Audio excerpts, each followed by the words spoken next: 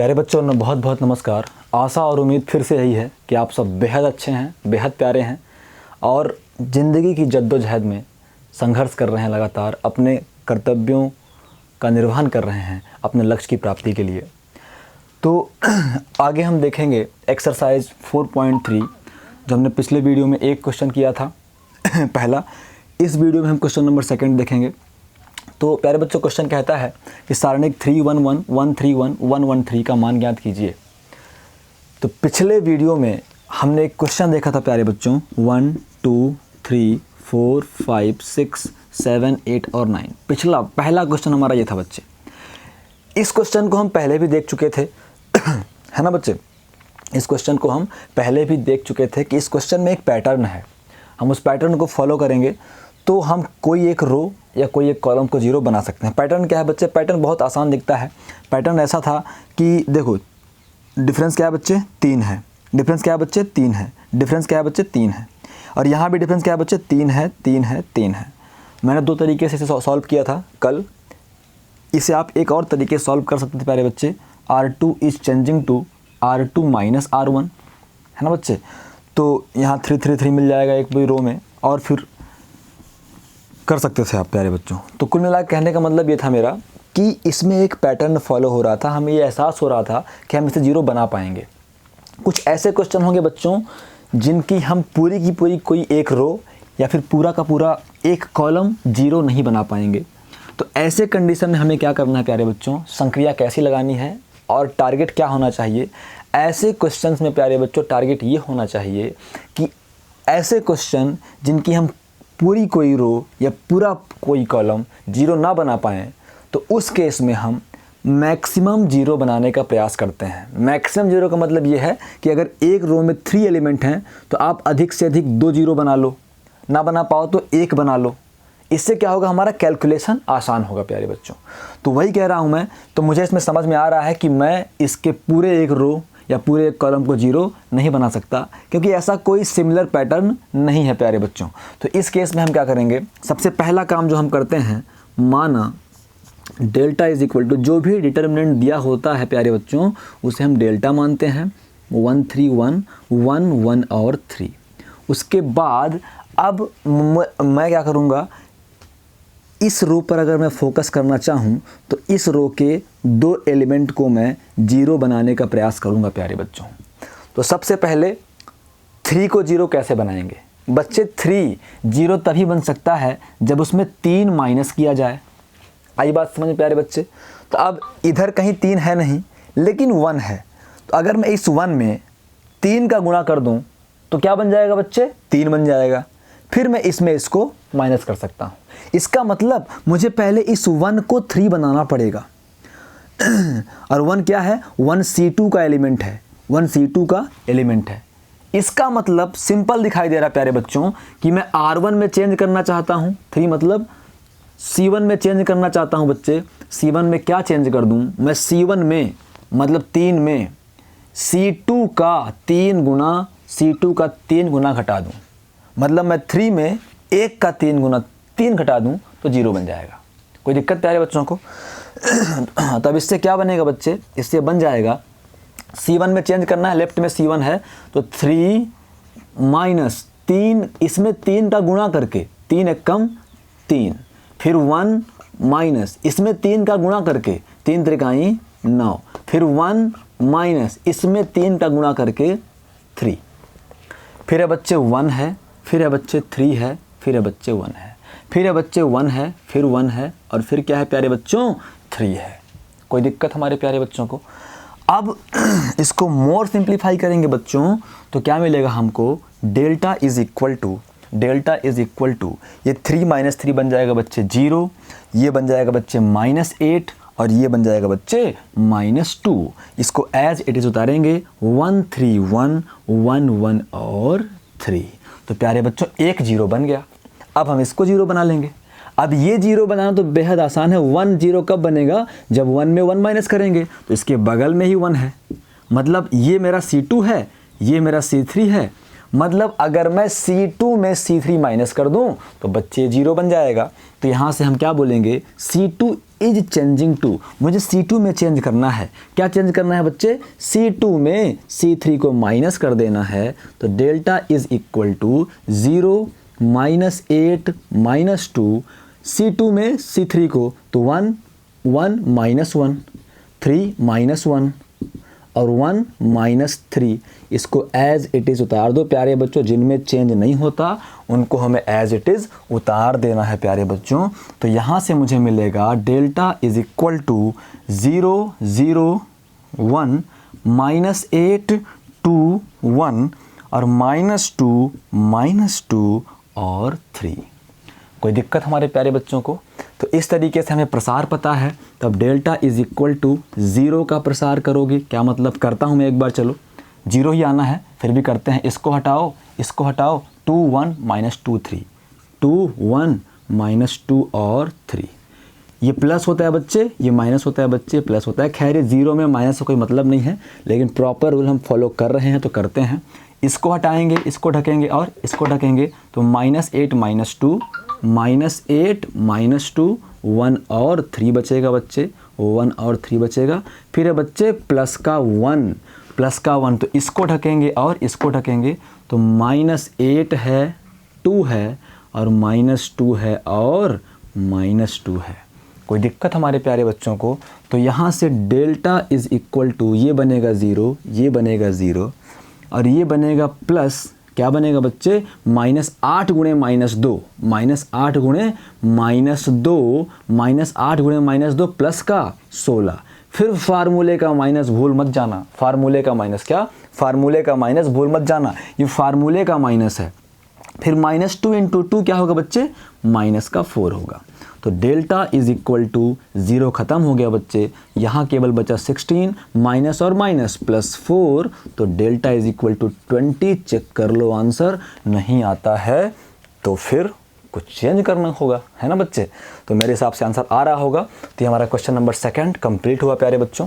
उसके बाद से हम क्वेश्चन नंबर 3 देखते हैं। तो क्वेश्चन नंबर 1 और 2 करने के बाद आपको एक बात का एहसास हुआ कि अगर आपको कोई सिमिलर पैटर्न मिलेगा तो आप समझ जाओगे कि आप उसे 0 बना सकते हो, किसी एक रो को 0 या फिर एक कॉलम को 0 बना सकते हो। लेकिन अगर कोई सिमिलर पैटर्न ना मिले बच्चे, कुछ समानता ना दिखे रो कॉलम में, तो समझ जाओ कि 0 नहीं बना पाएंगे। तो फिर जब 0 नहीं बना पाएंगे तो अधिकतम 0 करने का प्रयास करें, ताकि हमारा जो प्रसार है, एक्सपेंशन है जो, वो ईजी हो जाए प्यारे बच्चों। तो अब हम देखेंगे बच्चे क्वेश्चन नंबर 3। क्वेश्चन नंबर 3 कहता है कि सारणिक 1 3 5 7 9 11 1 3 5 7 9 और 11 है ना। क्या है, सीधे बोलते हैं माना, आप बुक से क्वेश्चन देख लीजिएगा, वैल्यू याद करनी है तो मैं सीधे बोलता हूँ, माना डेल्टा इज इक्वल टू, क्या है बच्चे, 1 3 5 1 3 5 7 9 11 7 9 11 और उसके बाद है 13 15 और क्या है बच्चों, 17 है। कोई दिक्कत हमारे प्यारे बच्चों को? तो यहाँ से डेल्टा, अब आप देखो कोई सिमिलर पैटर्न है क्या, मुझे तो सिमिलर पैटर्न दिखाई दे रहा है। देखो 7, इन दोनों का डिफरेंस क्या है, 7 में 1 माइनस करेंगे तो 6 मिलेगा। क्या मिलेगा बच्चे, 6 मिलेगा। क्या मिलेगा बच्चे, 6 मिलेगा। एक तो ये पहला पैटर्न हुआ, है ना। यहाँ भी देखो 6 डिफरेंस और 6 डिफरेंस। कोई एक पैटर्न मिल गया, 2 रो में सिमिलर पैटर्न मिल गया बच्चे, इसका मतलब इसको हम 0 बना पाएंगे। देखो कॉलम में भी पैटर्न है, difference 2 difference 2 difference 2 difference 2 difference 2 और डिफरेंस 2। तो इसका मतलब ये है बच्चों कि इसमें एक पैटर्न है, हम इसे कुछ ना कुछ बेहतर बना पाएंगे। तो इसके बाद हम प्यारे बच्चों क्या करते हैं, हम एक काम कर लेते हैं। तो चाहे आप रो लेना है रो लो, कॉलम लेना है तो फिर कॉलम लो, बस ये होता है। चलो इस बार रो लेके चलते हैं। तो हम क्या करें बच्चे, हम कर लेते हैं R2 में चेंज। तो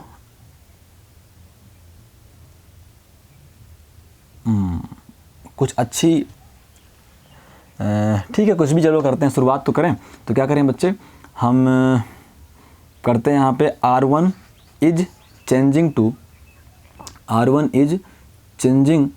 to R1 minus R2, R1 is changing to R1 minus R2, या फिर कोई और बेहतर संक्रिया यहाँ पे लगाई जा सकती थी प्यारे बच्चों। कॉलम में अगर देखा जाए तो हम कुछ बेहतर लगा सकते हैं।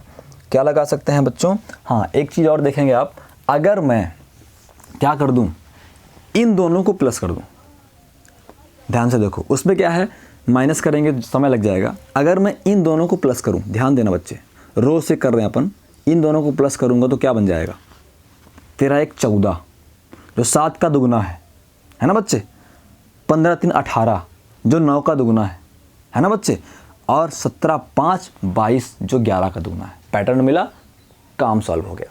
तो आप प्यारे बच्चे क्या करेंगे, हम सीधे बोलेंगे कि R3 इज चेंजिंग टू, चाहे आप R1 में चेंज करो या फिर R3 में चेंज करो, कोई दिक्कत नहीं है। R3 is changing to R3 plus R1। मैंने हमेशा बोला, सावधानी रखो कि जहाँ से शुरुआत हो, शुरुआत वहीं से करो। अगर R3 में चेंज करना है तो शुरुआत कहाँ से करो, R3 में करो। हम R1 प्लस R3 भी कर सकते थे, बट हम R3 प्लस R1 लिखेंगे, प्रोसेस है, फॉलो करेंगे उसको। तो प्यारे बच्चों, यहाँ से डेल्टा इज इक्वल टू क्या मिलेगा हमको, चेंज R3 में होना है तो R1 R2 चुपचाप उतार दो, तो 1 3 5 7 9 11।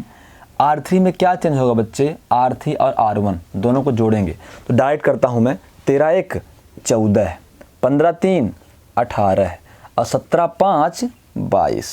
कोई दिक्कत हमारे प्यारे बच्चों को? बच्चे बहुत सारे तरीके हैं, आपके दिमाग में कुछ और आ रहा होगा, कोई नया ऑपरेशन, कोई नई संक्रिया, आप वही करना। देखो, मैंने पहले शुरुआत कुछ और की थी, डिफरेंस से करी थी, है ना, इनका डिफरेंस 6 आ रहा था, ऐसे में डिफरेंस 2 आ रहा था, तो उससे ही मुझे एक दिमाग में ऐसा करते हैं। फिर वैसा मैंने किया तो मुझे माइनस माइनस दिखा, तो मुझे लगा ये बेकार है ना, कुछ और तरीका अपनाते हैं। आपको कोई और तरीका समझ में आ रहा होगा, है ना बच्चे।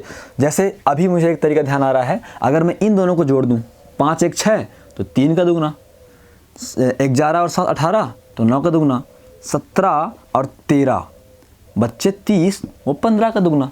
तो कुछ ना कुछ बहुत सारे तरीके हैं, आपको जो मर्जी वो करो, लेकिन प्रैक्टिस करोगे तो सही तरीका ही सही समय पे आपको मिलेगा।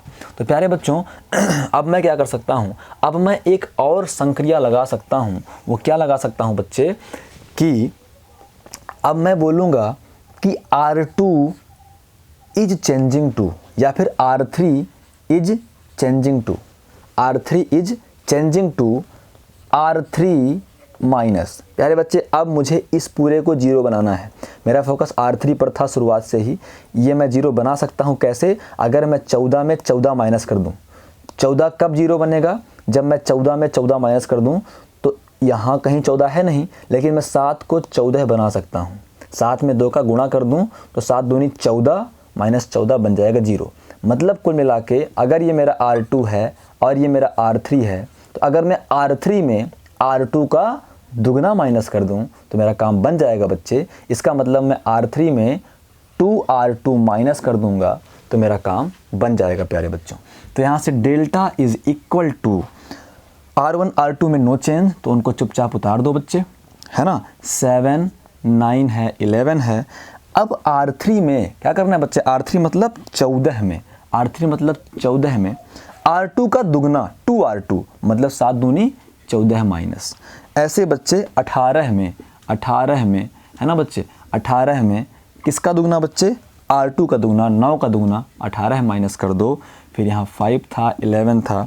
ऐसे बच्चे 22 में 22 में 11 का दुगना मतलब 11 दूना 22 माइनस कर देंगे तो डेल्टा इज इक्वल टू 1 3 5 7 9 11 0 0 और 0 मिलेगा। बच्चे कुछ मज़ा आया कि नहीं आया? इस सारणिक का मान क्या मिल गया, 0 मिला कि नहीं मिला?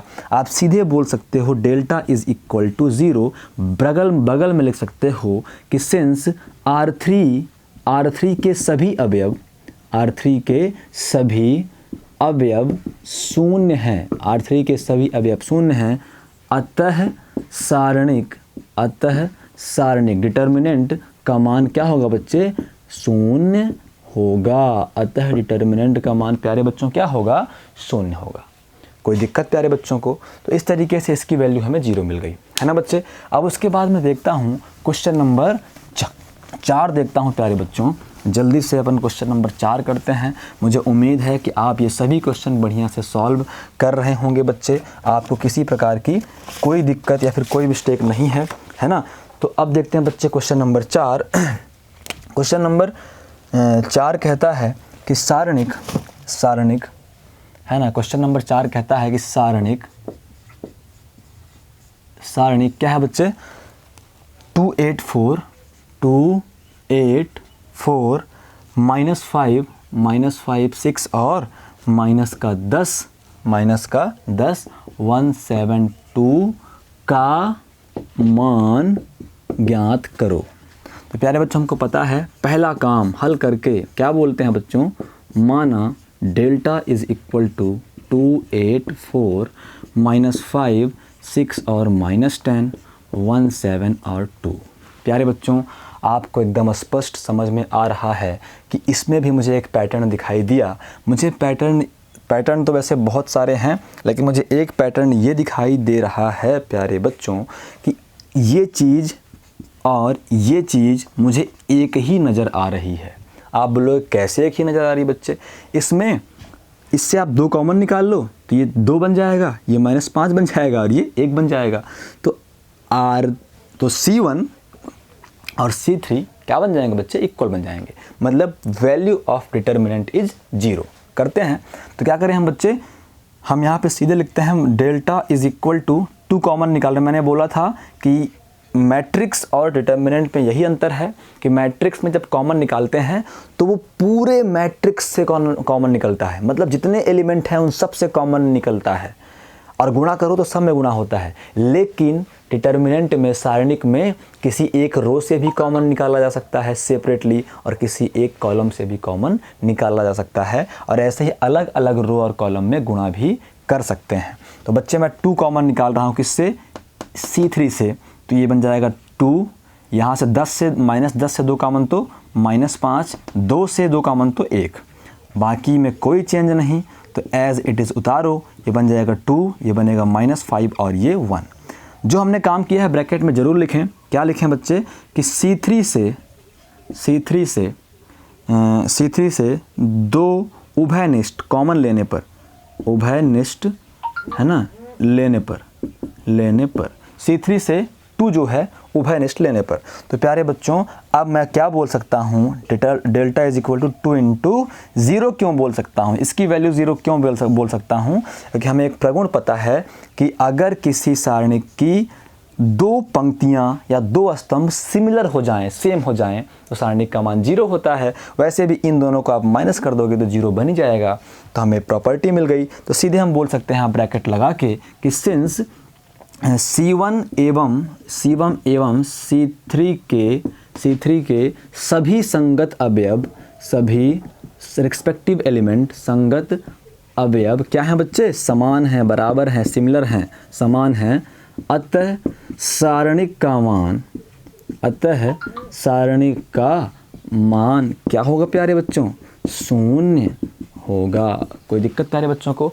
तो इस तरीके से आप आंसर मैच करते चलें। मेरे हिसाब से कोई मिस्टेक मैं कर नहीं रहा हूं फिलहाल, अभी तक तो कुछ मिस्टेक करने के जैसा है भी नहीं। बच्चे क्वेश्चन नंबर 5 ऐसे ही आप सॉल्व करो, है ना, आप खुद से सॉल्व करो। उसमें अगर 0 बना पा रहे हो तो अच्छी बात है, सिमिलर बना पा रहे हो तो अच्छी बात है। अगर आप 0 बना पाओ, 2 रो 2 कॉलम को सिमिलर बना पाओ तो बहुत अच्छे, अगर ना बना पाओ तो उससे भी अच्छा, है ना, मतलब उसकी वैल्यू 0 नहीं होगी, तो मैक्सिमम 0 बनाने का प्रयास करते हैं।